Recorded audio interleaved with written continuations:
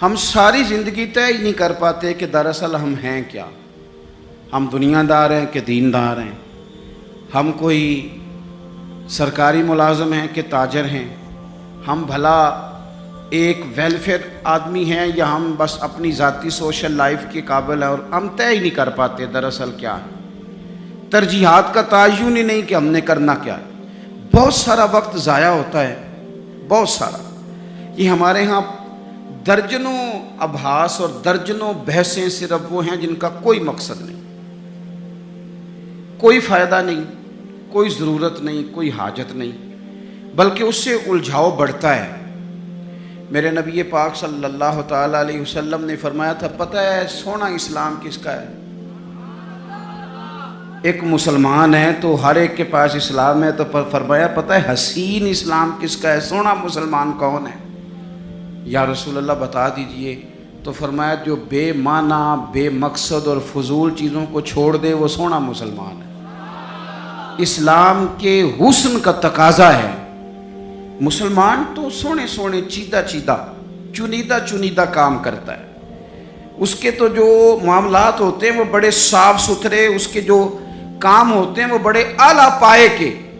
فضول بحثوں میں الجھنا، فضولیات میں وقت ضائع کرنا، فضول سوالات کرنا، فضول سوالات بھی دین میں منع. آپ قرآن مجید پڑھیے تو رب فرماتے ہیں کیا تم بھی میرے نبی سے اسی طرح کے سوال کرنا چاہتے ہو جیسے اس سے پہلے حضرت موسیٰ سے کیے گئے؟ وہی رنگ اختیار کرنا چاہتے ہو؟ ابحاث میں الجھ جانا، اس چوک میں وقت گزارنا. ہمارا تو آپ یقین کریں کچھ وقت لے گئے کعبہ خانے، کچھ زندگی لے گئی ہوٹل، کچھ وقت گزر گیا سیر کرنے میں، کچھ یہ پتہ کرنے میں گزر گیا کہ آج کل بھلا کون کون کیا کیا کر رہا ہے. اس پر بڑا وقت گزر گیا. فلانا فلانی جگہ کیسے پہنچ گیا، فلانے کی فلانی مصروفیت کیسے بنی، فلانے کا فلانے سے تعلق کیسے بنا. زیادہ وقت اسی میں بیت گیا. فضول ابحاث، فضول بحثیں، فضول وقت کا ضیاع، اپنے معاملات پہ بالکل توجہ نہ دینا. یاد رکھنا ہمارے بہت سارے کام صرف اس لیے خراب ہو جاتے ہیں کہ ہم توجہ نہیں کرتے. پرنسپل صاحب اے سی والے کمرے میں آرام سکون سے بیٹھے ہیں، انہیں پتہ ہی نہیں کہ اٹھ کے باہر جاؤں دیکھوں جا کے میرا عملہ کیا کر رہا ہے، انہیں پتہ ہی نہیں. پیر صاحب کے لیے چونکہ لنگر ذرا تھوڑا سا پیر صاحب کو بتایا ہوتا ہے ڈاکٹر نے کہ تو نے یخنی کھانی ہے چھوٹے گوشت کی، تو اس کے لیے چونکہ علیحدہ سے پکتا ہے اور گلاس پانی کا سٹیج پہ پہنچتا ہے، 6 بندے رومال لیے کھڑے، اٹھ کے دیکھتے ہی نہیں کہ مرید کو سبق پڑھ رہا ہے کہ نہیں پڑھ رہا. طالب علم پہ جا کے توجہ ہی نہیں دیتے کہ اس کے کمرے کا حشر کیا ہے. میں ایسے لوگوں کو جانتا ہوں کہ جو اپنے اداروں کا مہینوں وزٹ نہیں کر پاتے، اپنے اداروں کا. فیکٹری کے مالک کو پتہ ہی کوئی نہیں کہ کارکن کیا کر رہے ہیں، یعنی اٹھ کے وہ پسند ہی نہیں کرتا کیونکہ اس کے کمرے میں اے سی لگا ہوا ہے، مزدور دھوپ میں کام کر رہے ہیں. ہمارے ڈھیروں کام فقط اس لیے خراب ہوتے ہیں کہ ہم اپنے وقت کو ضائع کرتے ہیں، ہم اپنی ذمہ داریوں کا احساس نہیں کرتے. بری طرح ہم نے اپنے وقت کو الجھا لیا ہے. جنت اللہ کے فضل کا مقام ہے. جنت میں انسان کو نہ من چاہی چیزیں ملیں گی، یعنی وہ چاہت کرے گا تو اللہ وہ چیز اسے عطا کر دے گا. من چاہی چیزیں جنت میں ملیں گی. من چاہی یعنی حضور صلی اللہ تعالی علیہ وسلم نے بات کو نہ 2 جملوں میں بند کر دیا. فرمایا جنت میں رب نے تمہارے لیے وہ نعمتیں تیار کی ہیں نہ کسی آنکھ نے دیکھی، نہ کسی کان نے سنی، نہ کسی دل میں کبھی خیال بھی گزرا ہوگا کہ رب یہ بھی عطا کرے گا. لیکن حضور کیا فرماتے ہیں؟ نبی پاک صلی اللہ علیہ وسلم فرماتے ہیں جنتی بھی ایک بات پہ حسرت کریں گے، حالانکہ وہاں کوئی کمی نہیں، کوئی کمزوری نہیں، پر جنتی بھی حسرت کریں گے، کہیں گے ہائے کاش. حسرت کریں گے. یا رسول اللہ کس بات پر؟ تو حضور فرمانے لگے وہ وقت جو دنیا میں ان سے ضائع ہو گیا، خدا کا ذکر نہیں کر سکے، درود نہیں پڑھ سکے، جو وقت ضائع ہو گیا اس وقت پر جنتی بھی جنت میں جا کے حسرت کریں گے کہ یار یہ کیوں ضائع کیا. دیکھیں دنیا میں نا سب سے بندہ سمجھدار وہ ہے جسے اپنا وقت مینج کرنا آ گیا. ہم کیا کرتے ہیں، ایک چیز کو گلے لگا کے باقی کاموں سے بھی رہ جاتے ہیں. آج کل مجھے کاروباری ٹینشن ہے لہذا نمازیں بھی گئیں، آج کل مجھے کاروباری ٹینشن ہے لہذا ابا جی کی خدمت بھی گئی، آج کل مجھے کاروباری ٹینشن ہے لہذا حقوق العباد بھی گئے، چونکہ کاروباری ٹینشن ہے تو لہذا کسی سے ہنس کے مسکرا کے بات کرنے والی جو نیکی تھی وہ بھی گئی۔ ایک ٹینشن آئی ہے نا تو آپ نے سارا کچھ اسی کھاتے لگا دیا ہے، وہ تو آتی رہے گی۔ نبی پاک صلی اللہ علیہ وسلم نے 23 سالوں میں انقلاب برپا کیا۔ آپ دیکھ لیں کون سا ایسا موقع ہے جہاں سکون سے کسی نے بیٹھنے دیا؟ کبھی کافر بدر میں آ گئے، کبھی احد میں آ گئے، کہیں خندق میں آ گئے، کہیں خیبر میں آ گئے۔ وہ معاملہ اپنی جگہ پہ تھا تو یہاں مدینے میں یہودیوں کی سازشیں شروع ہو گئیں۔ وہ اپنے مقام پر ایک معاملہ تھا تو منافقین اندر تھے، وہ الگ سے عبداللہ بن ابی سلول کا گروپ الگ سے سازشیں کرتا تھا۔ پر ان ساری پریشانیوں کے باوجود اور جو نجی اور ذاتی دکھ تھے وہ بھی اپنی جگہ پہ قائم۔ کبھی حضرت خدیجہ وصال کر گئیں، کبھی حضور کی بڑی شہزادی کا وصال ہو گیا، حضور بدر کی فتح کر کے آ رہے تھے تو حضرت عثمان غنی نبی پاک کی شہزادی کو دفن کر کے آ رہے تھے، تدفین ہو رہی تھی۔ یہ سارے نظام دکھ بھی ساتھ رہے، پر ان سارے کاموں کے باوجود رسول پاک تہجد بھی وقت پہ پڑھتے رہے، صحابہ کو قرآن بھی وقت پہ سکھاتے رہے، رسول پاک صلی اللہ تعالیٰ علیہ وآلہ وسلم لوگوں سے مسکرا کے بھی وقت پہ ملتے رہے، حسنین کو کندھوں پہ بٹھا کے وہ والا معاملہ بھی وقت پہ کرتے رہے۔ سارے کام ساتھ ساتھ ہوتے ہیں۔ ہم نے ایک دو چیز کو بابو جی یہ نہیں صحیح ہو رہا لہذا سارا کچھ ہی خراب ہے۔ آپ ہمارا وقت ضائع ہو رہا بھائی، اور تیزی سے ضائع ہو رہا ہے۔ ہم بڑے قیمتی ہیں، اپنے آپ کو قیمتی سمجھیں۔ آپ دیکھیں نا ہمارے صوفیاء کہتے ہیں کہ وہ بار کچھ پہچاننا، اللہ کی معرفت حاصل کرنا، آگے بڑھنا یہ تو دور کی باتیں، سب سے پہلا کام یہ ہے کہ من عرف نفسہ، اپنے آپ کو تو پہچاننا۔ یہ جو ہمارا طبقہ نوجوانوں کا ہے اور ہمارے وہ لوگ جو ابھی اپنی عادات کو پکا رہے ہیں، وہ اپنے معاملات کو تھوڑا سا مینج کر کے چلیں۔ اگر آپ سارا دن فارغ رہیں گے تو کچھ نفس کی لذات بڑھ جائیں گی، چیزوں کو مینج نہیں کریں گے تو جو لوگ گھر میں سارا دن لیٹے رہتے ہیں ان کی فرمائشیں بھی بڑھ جاتی ہیں۔ کبھی ان کا صبح کے ناشتے میں پائے کھانے کو دل کر آتا ہے، دوپہر میں کچھ فارغ ہیں تو وہ کہتے ہیں پکوڑے نکل آئیں تو تب بھی ذرا اچھا ہی رہے گا، پھر وہ تھوڑی دیر کے بعد یہ بھی فرمائش کرتے ہیں کہ شام کا وقت ہے تو چلو میٹھے میں بھی کوئی 2-1 ڈشیں بن جائیں تو اچھا ہوتا تھا۔ تو یہ مصروفیت پھر انہیں نا اگلے کچھ مہینوں میں ڈاکٹر کے پاس لے جاتی، یہ والی مصروفیات، چونکہ آپ نے چیزوں کو مینج نہیں کیا، وقت کا تعین نہیں کیا۔ جو لوگ پابندی سے فجر کی نماز پڑھنے کے عادی ہوں، پابندی سے، وہ ذہن بنا لیں کہ آپ 2-3 دن اگر آپ نے پابندی سے الارم لگایا نا کہ مجھے 3:45 اٹھنا ہے، تو میرا خیال ہے کہ 3 یا 4 دن الارم بجے گا، 5ویں دن آپ خود بخود جاگ جائیں گے۔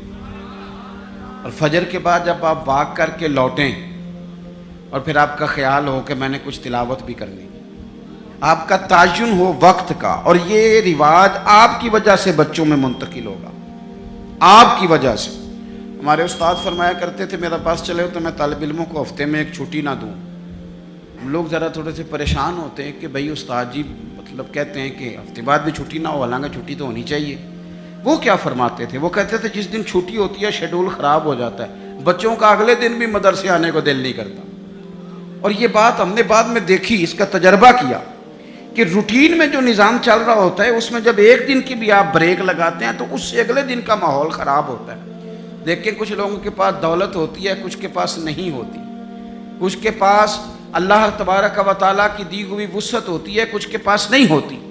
وقت ایک ایسی نعمت ہے جو اللہ نے سب کو عطا کی ہے، اگر اس کو ہمیں مینج کرنا آ جائے، طے کرنا آ جائے، تو ہم نے ایسے لوگوں کو دیکھا جنہوں نے بڑے بڑے کارنامے سر انجام دیے۔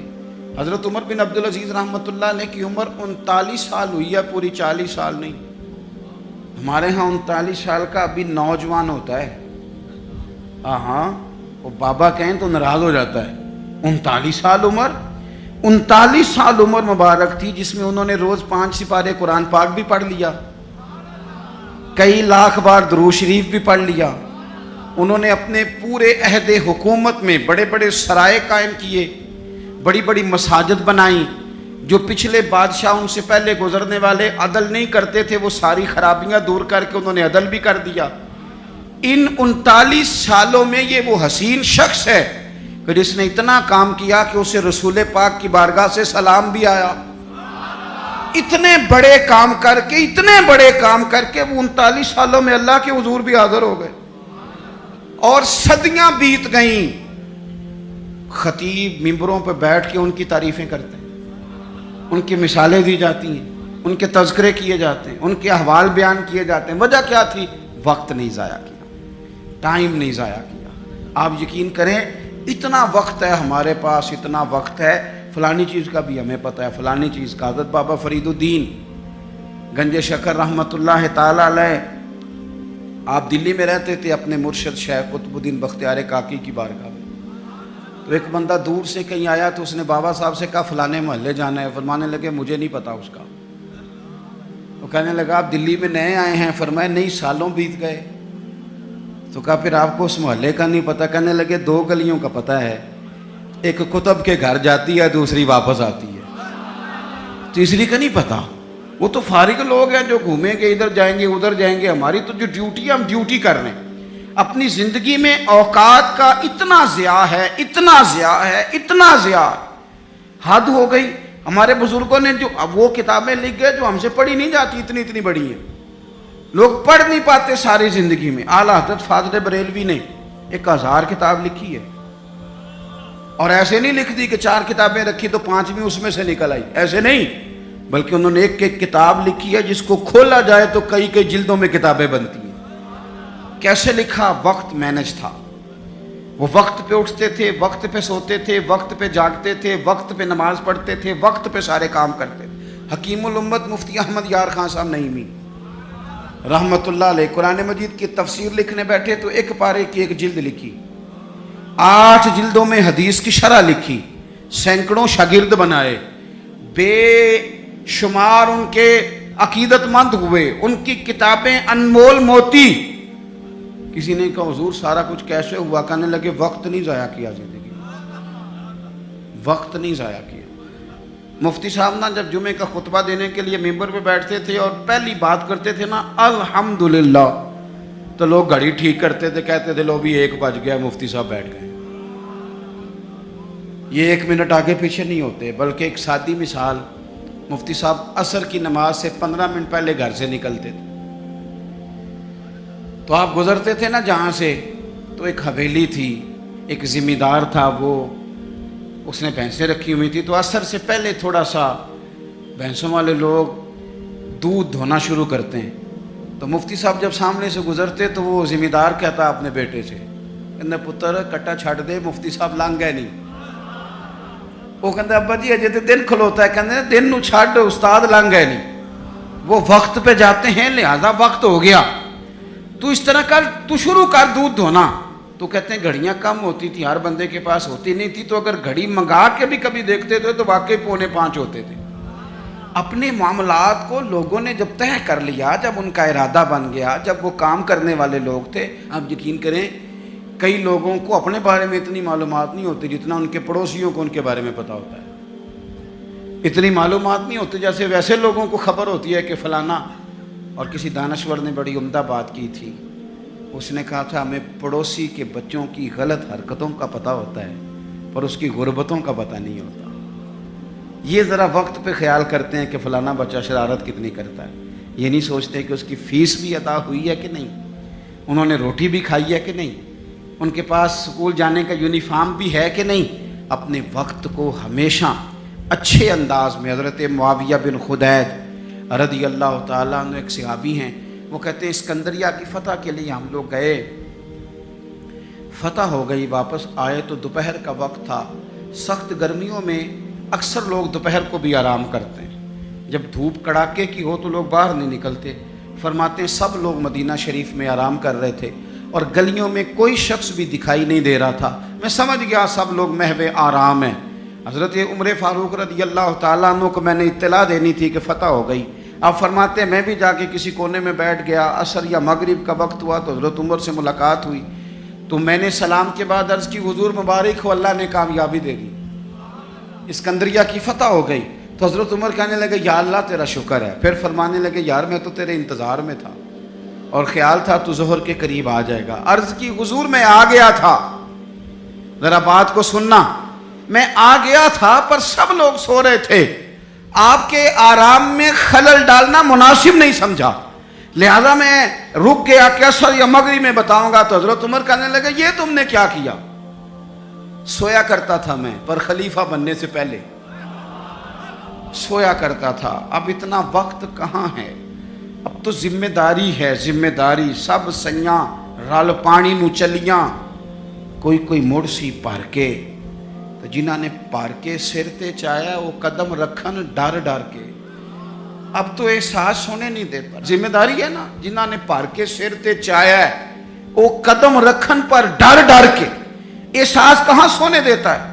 آپ فرمانے لگے تو دن کی بات کرتا ہے, میں تو رات کو تھوڑا سوتا ہوں. حضور کیوں؟ فرمانے لگے دن مخلوق کی خدمت میں رہتا ہوں اور رات اپنے رب کی عبادت میں رہتا ہوں. وقت کہاں ہے بھائی اتنا. مجھے بھی میرے کچھ دوست کہتے ہیں آج کل بور بڑے ہوتے ہیں, تو میں اکثر کہتا ہوں ہوتے ہوں گے بور, پر ہمارے پاس تو بور ہونے کا وقت ہی نہیں بچا. کبھی ٹائم ملے تو شاید بور ہوں, پر اتنا وقت کہاں سے لائیں بھائی. بور بھی ہونا ہے, تھوڑا وقت نکلے تو ہونا, ٹائم ہی کوئی نہیں. چاروں ناچار بھی لگے رہتے, اپنی ڈیوٹی کرتے رہتے. بور تب ہوں گے جب فارغ بیٹھے. زندگی کو فارغ نہ بتائیں اپنے وقت. وہ جی میں ذرا فارغ تھا تو یہاں آ کے بیٹھ گیا, میں ذرا فارغ تھا تو موبائل پہ لگ گیا, میں ذرا فارغ تھا تو فلانی بحث میں لگ گیا, میں ذرا فارغ تھا تو میں چائے پینے چلا گیا, میں ذرا فارغ ہوں تو آؤ 2 گھنٹے طے کر کے نا, 2 گھنٹے جانے 2 گھنٹے آنے. کرنا کیا ہے؟ روٹی کھانے جانا ہے. واہ بھائی واہ, اتنی فرصت کہاں سے آئی. حضرت عبداللہ ابن عمر حدیث کے راوی ہیں. میرے نبی پاک علیہ الصلاۃ والسلام ارشاد فرماتے ہیں جب سورج طلوع ہوتا ہے, ہر روز جب سورج طلوع ہوتا ہے تو دن اعلان کرتا ہے. اس دن منادی ہوتی ہے, وہ دن اعلان کرتا ہے اور کہتا ہے لوگو آج اگر کوئی کام کرنا ہے تو کر لو, میں آج آیا ہوں, آج کے بعد دوبارہ نہیں آؤں گا. آج یہ جو دن ہے نا, یہ آج کے بعد دوبارہ یہ نہیں آئے گا میرے عزیز. آج جس کی تلاوت رہ گئی وہ رہ گئی, آج جس کی عبادت رہ گئی سو رہ گئی, آج جس نے استغفار کی تسبیح نہیں پڑھی تو اس کی رہ گئی, آج جس نے ابا کی قدم نہیں دبائے تو اس کی خدمت رہ گئی, آج جو رب کی بارگاہ میں جھکا نہیں تو یہ رہ گیا, یہ رہ گیا, اس کا کام آج رہ گیا. حضرت حسن بصری رحمت اللہ علیہ سے کسی نے کہا حضور یہ کام چھوڑ دے, کل کر لیں گے. آپ فرمانے لگے یہ کام کل پہ ڈال دوں گا تو کل والے کام کب کروں گا؟ جو کل میری ڈیوٹیاں ہیں وہ بھی تو میں نے کرنی ہے نا. تو آج کا کام کل پہ ڈالتا جاؤں گا تو کل والے کام کب کروں گا؟ ہم نے وقت ضائع کیا, ہمارے ہاتھ سے لمحات ریت کی طرح نکل گئے. بہت ساری ہماری ناکامیوں کی وجہ یہ بنی کہ ہم نے ٹائم ضائع کیا. ہم بہت سارا پڑھ سکتے تھے, بہت سارا لکھ سکتے تھے, بہت ساری خدمتیں کر سکتے تھے, خاندان کو بڑا کچھ دے سکتے تھے. اور یار ہمارے تو دیہاتے میں وہ بوڑھی مائیں ہوتی تھیں جو اگرچہ قرآن مجید مجہول پڑھتی تھیں پر کوئی مقصد تو بنا لیتی تھی نا. کہتی تھی اب بیوہ ہو گئی ہوں, ساری زندگی قرآن پڑھاؤں گی. کوئی لالچ نہیں ہوتا تھا, کچھ نہیں ہوتا تھا, کوئی مقصد تو تھا نا, کوئی ارادہ تو تھا نا, کچھ انہوں نے پروگرام تو بنا لیا تھا. اپنی زندگی بے ترتیب گزاریں گے تو خیالات بکھریں گے. آج نہ ہر تیسرا بندہ کہتا ہے کہ جناب وسوسے بڑے آتے ہیں, ہر چوتھا بندہ کہتا ہے دل میں بڑے بڑے خیالات آتے ہیں. میں اس نتیجے پہ پہنچا ہوں, میڈیا دیکھ دیکھ کے, رنگ رنگ کی کہانیاں سن کے, رنگ رنگ کی سٹوریاں سن کے, کوئی کیا کہہ رہا ہے, کوئی کیا کہہ رہا ہے, گمسان کا رن پڑا ہوا. اللہ جانے کون سچا کون جھوٹا کیا بن رہا. یہ چیزیں ذہن میں اتنی پختہ ہو جاتی ہیں کہ وسوسے ہی وسوسے, خیالات ہی خیالات, تصورات ہی تصورات. وہ لوگ جو اپنے مصلے کے ساتھ جڑے ہوئے تھے, جو اپنی تلاوت وقت پہ کرتے تھے, جو وظائف وقت پہ پڑھتے تھے, جو درود تاج اتنا سونا پڑھتے تھے, اتنا سونا پڑھتے تھے کہ پاکستان میں بیٹھ کے پڑھ رہے ہوتے تھے تو لگتا تھا گنبد خضرا سامنے موجود ہے. اتنے ذوق سے حضور کی بارگاہ میں اپنے آپ کو پیش کرتے تھے تو وہ لوگ سکون میں رہتے تھے. انہیں خوابیں اچھی آتی تھیں, ان کی فکریں مضبوط رہتی تھیں, ان کے ذہنوں میں کوئی تناؤ نہیں تھا. اب تو بہت سارے لوگ ایسے ہیں کہ اللہ تعالیٰ معاف کرے, آنے والے وقت میں سب سے زیادہ دوائی گردن کی درد کی کھایا کریں. کیونکہ 3 گھنٹے تو موبائل پہ جھکے رہتے ہیں، تو کیسے نظام آگے بڑھے گا؟ عزیز بھائی، وقت کی میان سے جو ایک دفعہ تیر نکل گیا دوبارہ پلٹ کے اس میں داخل نہیں ہوگا۔ اپنے وقت کو بچا لیں، اپنے لمحات کو ضائع ہونے سے بچا لیں۔ یہ بڑے قیمتی ہیرے ہیں، یہ آپ کو اللہ نے وسعت دی ہے، آسانی دی ہے، فراغت دی ہے، تو نبی پاک صلی اللہ علیہ وسلم نے فرمایا یہ رب کی نعمت ہے۔ ہم نہ اپنے بزرگوں کو کبھی دیکھتے ہیں نا جی، حضرت شیخ ابراہیم کہتے ہیں قاضی ابو یوسف رحمۃ اللہ علیہ شدید بیمار تھے، امام مالک رحمۃ اللہ علیہ کے شاگرد ہیں، تو یہ آئمہ کا تھوڑا بہت اختلاف بھی ہوتا ہے بعض اوقات فقہی مسائل میں۔ آپ کو پتہ ہے امام اعظم ابو حنیفہ کے شاگرد ہیں اگرچہ قاضی ابو یوسف، لیکن ادب کے ساتھ بعض مسائل کے اندر انہوں نے اپنی رائے مختلف بھی پیش کی۔ تو کہتے ہیں وہ شدید بیمار تھے، اتنے بیمار تھے کہ غشی کا عالم طاری تھا، تو میں ان کی تیمارداری کرنے چلا گیا۔ ہم جب بیمار پڑے ہوتے ہیں کچھ ہے یاد رہتی ہے، کیونکہ مشن ہی کوئی نہیں، بیمار ہے بچے بھی سائڈ پہ لے جاؤ جی میری طبیعت نہیں ٹھیک، کچھ نہیں کرنا، کیونکہ پہلے بھی کچھ نہیں کرتے تھے، تو اب تو ویسے بیمار ہیں، اب ہم نے کیا کرنا، کچھ کرتے ہی نہیں۔ قاضی ابو یوسف رحمۃ اللہ علیہ شدید بیمار تھے، شیخ ابراہیم فرماتے میں تیمارداری کرنے کے لیے حاضر ہوا، ان کو غشی طاری تھی، اچانک ان کی آنکھ کھلی، شدید بیمار ہیں، اٹھ کے بیٹھا نہیں جا رہا، لیکن مقصد ہے نا زندگی میں کوئی، تو فرمانے لگے اچھا ہوا یار ایک عالم میرے پاس آ گیا، ایک مسئلے پہ تحقیق کر رہا ہوں، سمجھ نہیں آ رہی، ذرا مجھے بتاؤ تو صحیح۔ اس حال میں بھی آپ مسئلوں پہ تحقیق کر رہے ہیں، اس حال میں بھی کتاب و سنت کی بات، اس حال میں بھی اصول فقہ کی باتیں کا حضور فرمائیے، تو آپ فرمانے لگے یہ بتاؤ کہ یہ جو حج کے موقع پر رمی کی جاتی ہے جمرات کی، کنکر مارے جاتے ہیں، تو یہ پیدل مارنا افضل ہے یا سواری پہ؟ تو کہتے ہیں مجھ سے انہوں نے پوچھا، تو میں نے کہا حضور میرے خیال میں پیدل ٹھیک ہے، فرمانے لگے نہیں یہ ٹھیک نہیں، تو میں نے کہا پھر سواری پہ ٹھیک ہے، کہنے لگے نہیں آپ نے پھر جلدی کر دی ہے۔ یعنی وہاں بھی وقت کا ضیاع نہیں، وہاں بھی ضیاع نہیں۔ یہ سید ابو البرکات شاہ صاحب رحمۃ اللہ علیہ حزب اللہ ناو شریف والے مفتی اعظم پاکستان، سراج اہل تقویٰ کہا جاتا تھا۔ اللہ تعالیٰ آپ کو کبھی موقع دے تو سید صاحب کے مزار پہ حاضری دیا کریں، یہ بڑے کام کا، ایک بھائی وہاں لیٹے ہیں حزب اللہ ناو میں، اور ایک بھائی داتا صاحب کے ساتھ لیٹے ہوئے ہیں، سید ابو الاسناد شاہ۔ یہ داتا صاحب سے تھوڑا سا آگے بڑھیں تو حزب اللہ ناو ہے، اس میں مزار ہے سید ابو البرکات شاہ صاحب کا۔ یہ اعلیٰ حضرت فاضل بریلوی کے خلیفہ ہیں اور پاکستان کے سب سے بڑے مفتی تھے، اور ساری زندگی پڑھا اور پڑھایا، اور ساری زندگی حضور کی شانیں بیان کی۔ سید صاحب کا جب آخری وقت آیا نا، بیمار تھے، اس وقت بھی ان کو سید صاحب کہا جاتا تھا۔ اہل سنت میں جب آپ کسی کو سید صاحب کے لقب سے پکاریں گے تو مراد سید ابو البرکات شاہ صاحب ہوں گے۔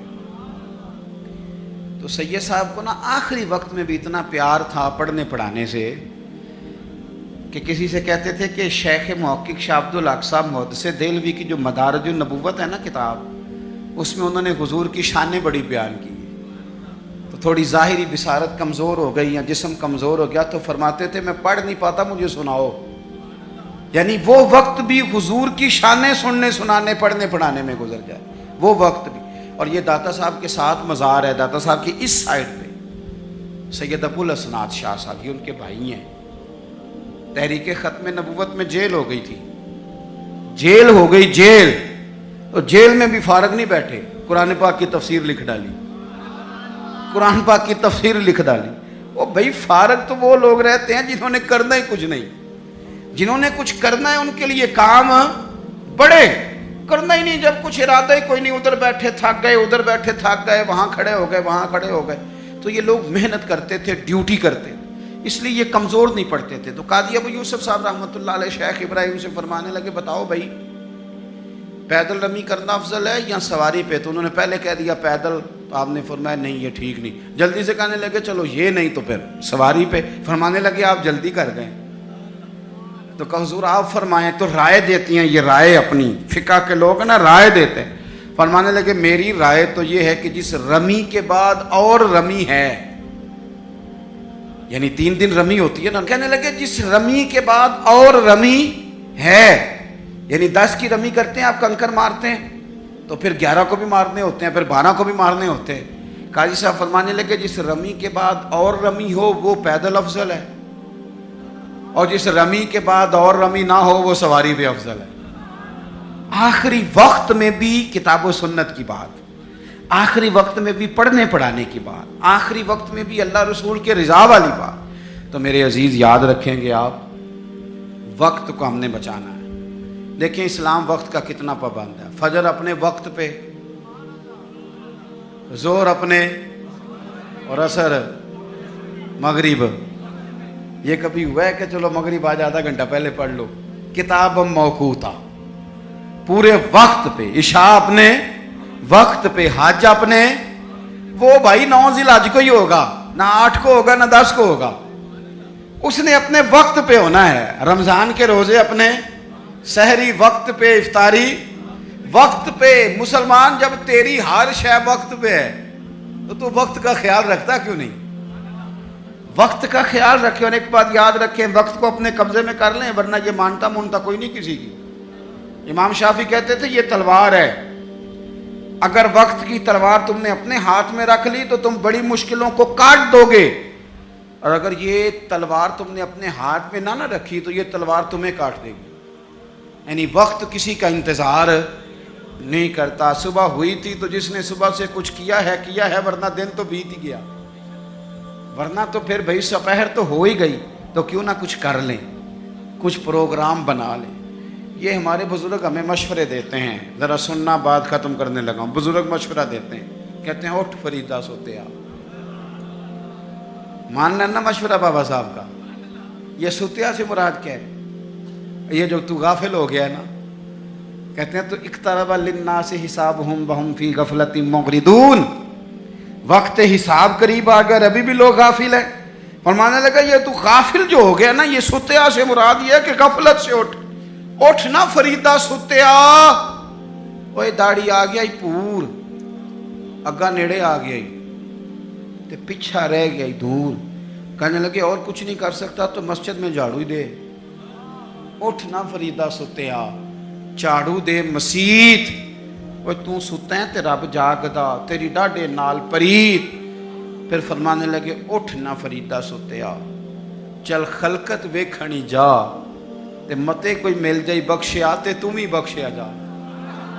اس سے مراد کیا ہے؟ کہنے لگے اٹھ نہ چل، اور کچھ نہیں تو کسی نیک کی صحبت میں بیٹھ چل کے، اٹھ نہ فریدہ سوتیا تے خلقت ویکھن جا، متے کوئی مل جائی بخشیا، تم ہی بخشیا جا اپنے وقت کو۔ جوانوں، اگر تم وقت کے مطابق کام کرنے لگ گئے تو بڑا کچھ تمہارے ہاتھوں میں ہے، اور اگر وقت تمہارے ہاتھ سے نکل گیا تو کچھ بھی ہاتھ نہیں رہے گا۔ اقبال نے اپنے بیٹے کے نام نظم لکھی تھی، کہا تھا دیار عشق میں اپنا مقام پیدا کر، نیا زمانہ اور نئے صبح و شام پیدا کر، اور میرا طریق امیری نہیں فقیری ہے، تو خود ہی نہ بیچ، غریبی میں نام پیدا کر، غریبی میں نام پیدا کر، غریبی میں۔